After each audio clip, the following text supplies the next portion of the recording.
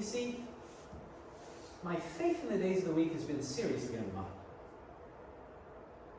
When I woke up this morning, I wasn't exactly sure what day it was. And so for that brief moment, it was only a matter of seconds. I think it was seconds. I stood, or I should say I lay, on very shaky ground. After all, how could I act with assurance? How could I plunge headlong into Friday's world if it was actually Saturday? So I lay there, completely still, for a moment, pondering this question.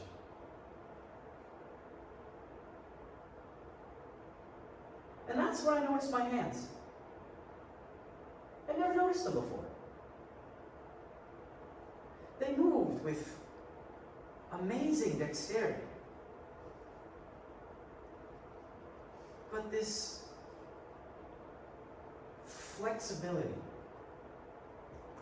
this movement of hands, could not extend past the boundaries of its own flesh. Can reach as far as the fingertips and no further. Much as the movement of time is limited by the days of the week. So I got up and tried to erase these things from my mind. I tried to get dressed. But then I started to understand things. For example, the meaning of shoes. They were little prisons for my feet.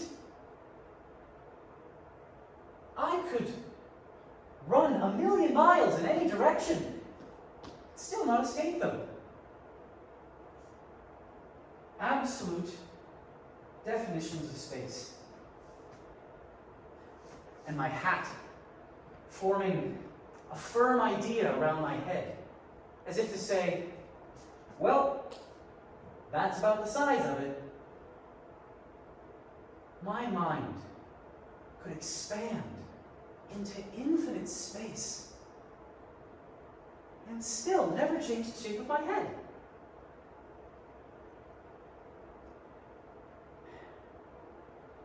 I saw in a mirror a condemned man serving a life sentence inside his body.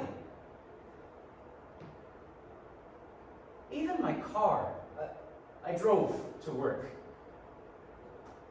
This thing, this instrument of liberation, it wasn't freedom.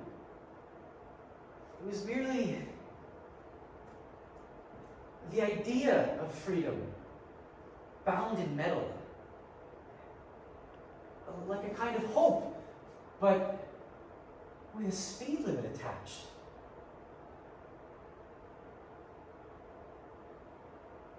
So now, I was traveling an unknown route down a familiar road.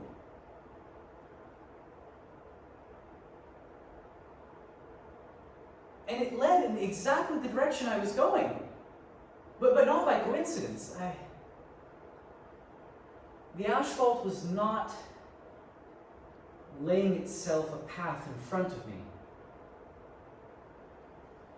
I was merely following a prearranged course. And then something happened.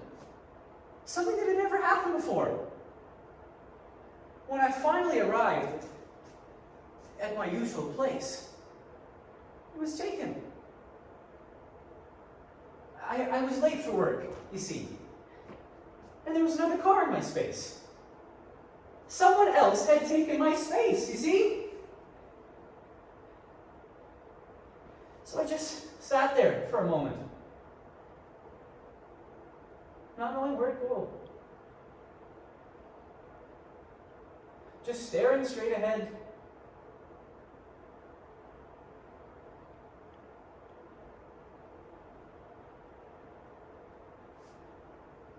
And then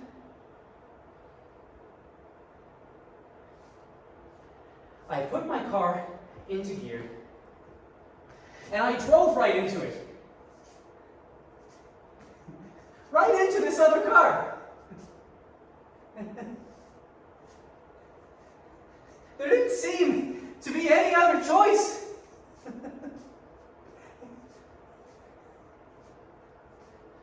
No place else to go.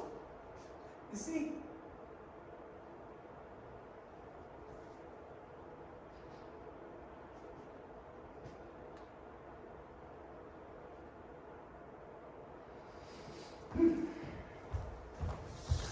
Cool.